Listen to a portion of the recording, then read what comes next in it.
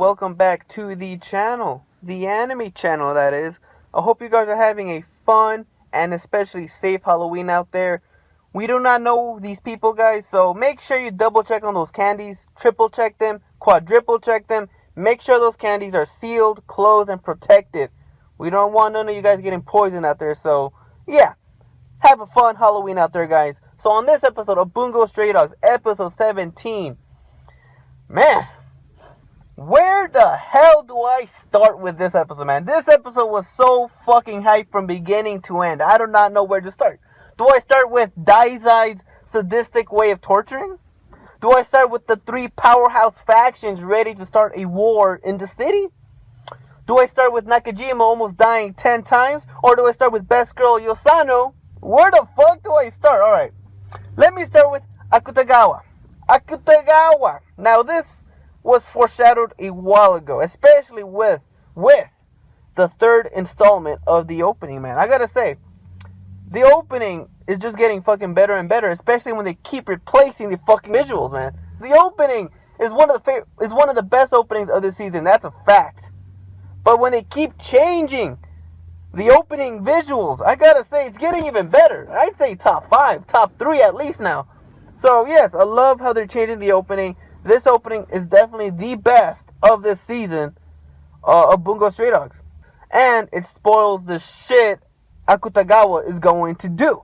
He's going to join the agency. So if you didn't know, yes, the opening spoils it. But when you think about it, this was foreshadowed a while ago. His actions in season 1, especially with the flashback of this season, it is pretty much confirmed that he would have joined anyway.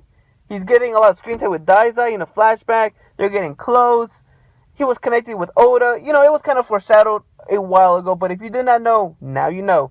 He's either going to join them or he's going to side them just so they could defeat the guild. The guild, the agency, and the Port Mafia. And right away, man, when I picture those three factions, I got to picture the epicness. The transfixed scene in which when they showed up in the middle confrontation between the agency and the Port Mafia. That was definitely the highlight of this episode. Sure, Kyokai had her moments. Sure, the leader of the guild had his moments. You know, there was some very good moments from beginning to end. This episode was fucking awesome. But that scene when they showed up from the fucking sky, crashed in the middle between those two powerhouse groups, and literally beat everybody, man. There was no lives left alive out there, man, unless Yosano wasn't there to help. That was some fucking epic shit right there, man. That was literally one of the best things of this season. That was fucking awesome. That was so fucking awesome, man. I gotta repeat this again. That was so fucking awesome. They showed up in the middle. They wrecked everybody. Everybody pretty much died. And they left. And they kidnapped Kyoka. That is fucking awesome. And that's how you make a fucking entrance. You literally show up and destroy everybody in front of you. Hopefully they do not die out this season. I want them to last as long as the Port Mafia does. But I have a feeling this will be the conclusion of the guild this season. So it's most likely that, but I hope not. Fingers crossed, maybe, hopefully. But yeah, epic entrance. They wrecked everybody. They kidnapped Kyoka. And speaking of Kyoka, and you do feel sorry, man. It's not like I hated her. I just didn't really mind her. I didn't care about her at all. She felt like a damsel in distress. She never made the right choices. But this episode really develops her character enough so I actually care about her a little bit. Because if there's one thing about Bungo Stray Dogs that I love, well, no, let me mention two things about it that I love. First of which is the characters. I love the characters. And I love how they put so many characters in this story. It just makes it more fun. You don't get the same character interactions every fucking episode. There are so many characters. There are so many moments. And there's so many scenarios in which they could be in. I love that.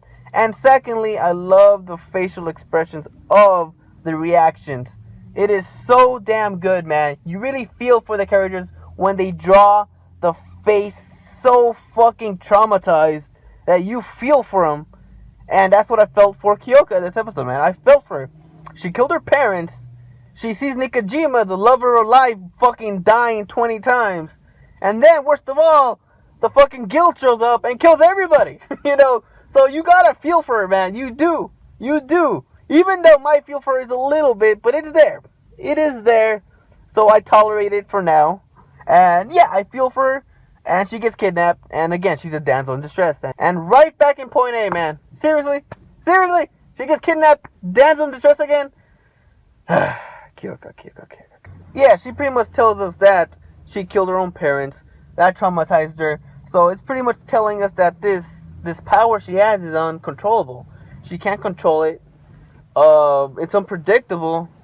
And yeah, pretty much somebody else has to control it for her, and in which she really can't do anything about it. So in which case, she gets kidnapped since she can't use her power. Look, man, I know a lot of you guys out there love this chick Kyoka, but I personally, like I said, man, I did like her a little bit more in this episode, but still, she's an eyesore, so I'm sorry. I know I pissed a lot of you guys off, but yes, the only reason I don't like her is because Yosano's in this series. Yosano is best girl. I don't give a fuck what you gotta say, man. She is best girl. She's way better than Kyoka. Damsel in distress Kyoka. Speaking of damsel in distress, Kunikara, he pretty much calls out Nekijima that he's a damsel in distress. That is the one thing I didn't like about his character. It was that he only did things when he was told, or he never thought rationally. He never thought logically. That is the only thing I didn't like about him, but, I could tolerate that, man. I tolerate it because there's other characters that I love so much more. Daizai, Kunikira, Dongo. There's a lot more characters out there, so I could tolerate that. But yeah, he's a damsel in distress, trying to save the other damsel in distress. So let's move on with Yosano. She is fucking awesome. We didn't get much screen time, but again, man, she loves her torturing. She loves killing people. She loves this, man. It's fucking hilarious when she does it. Daizai's fucking torturing the other girl from the Poor Mafia. So they got the info pretty quickly. So they're ready to attack. They formed 2 offensive teams and 1 defensive team. Because they're trying to keep Yosano safe. Because she is literally the person keeping everybody alive. If she dies, the whole group is fucked. So they're trying everything they can do to protect Yosano. But they're ready to attack using guerrilla warfare. Sneaky tactics. Underhanded tactics. They're willing to do everything to win, because it's 2 against 1, man. 2 powerhouse groups against 1. It's gonna be tough, but I respect that they are willing to go for it.